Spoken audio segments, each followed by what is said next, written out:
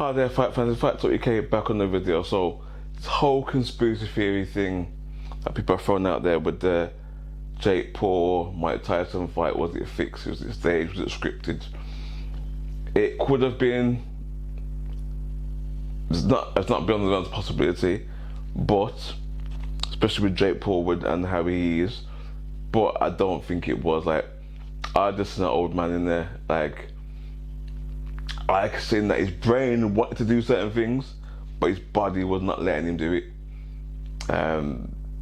You know, and at the end of the day, like, people are making this comparison with the pad work and then showing him in the fight. Now, pad work, it simulates what a fight, what you're going to do in the fight. The man's holding the pad, simulating. So when he's falling back, you're catching it, blah blah. Not the same as a real. It's simulation, but not the real thing, and it. You know what I mean? And don't necessarily mean that you're going to fight like that. Now, although not the same kind of fighter, Floyd, when he does everyone used to go to pick your patty pads with his uncle Roger. Now, there was a method to the reason why he did the pads like that.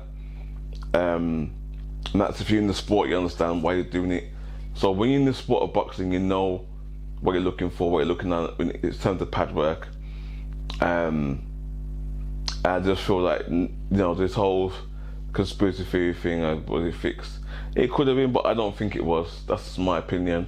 You know what I mean? Like, at the end of the day, it is what it is.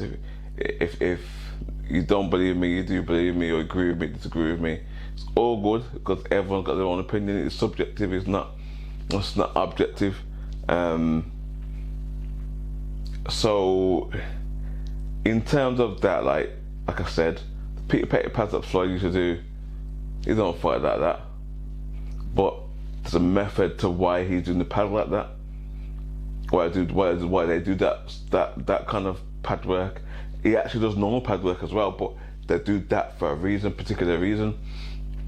And the same with Mike Tyson, he's doing the pads for a particular reason. Yes, he can throw those combinations, but when someone's in front of you and not moving the way you want them to move, you can't throw certain combinations. So that's why you work on different things, so you can see what works against this opponent or that opponent, you know what I mean? So people saying, oh, compare the pad work to him live in the ring. I guarantee you, if you did pad work right now and did a combination, and then me and you got in the ring and they tried to do that combination, like, if I know what I'm doing and let's say I don't know what combination you're working on, and I come in there and I'm moving, I'm a live opponent, I'm moving, I'm fighting a certain way, I'm trying to figure you out. Do you really think that those punches are gonna land? Those punches aren't gonna land until you let your distance, your timing with that person. Remember, it's the pad holding the pad there.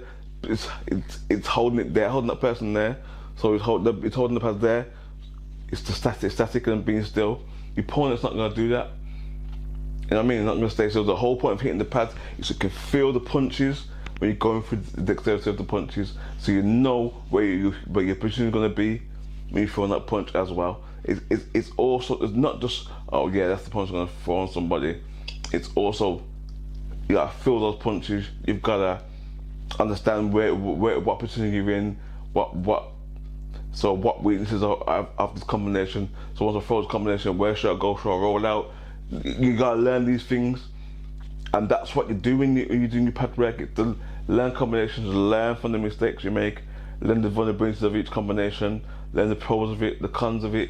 So, you know what I mean? So it's not just straight now, and that's why I'm tackling these particular things, because that's the videos I've seen flowing around, and I think, like, it's not like pad work is not just, oh yeah, that's it. I can throw it in the pads, I can throw it in a person. It doesn't always work that way.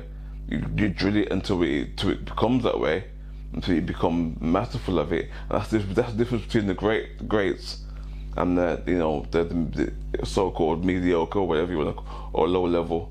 The greats work on these things until it's like breathing to them. But even when it's then, they know when to do it, when the right time to work combination off, because they've worked it out during the fight. But you can't just throw those things straight away, especially a man being 58 years old.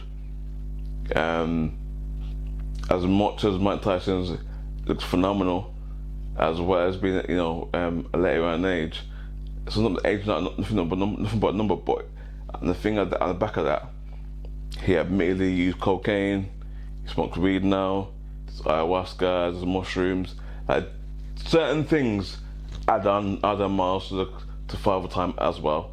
Father Time does its thing, but there's a time where when you do certain things to your body, that's how you feel. Maybe you felt good or whatever, but your mind, you feel, yeah, I feel I can do that, but your body can't do certain things. That's what I saw with Mike. I saw an old man that was thinking he could do what he used to could do, and he can't.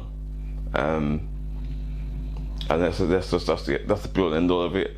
I don't think that that damaged Mike's career in any way, shape or form. We all know it was an exhibition match. We all know it wasn't nothing to shout about. It was nothing.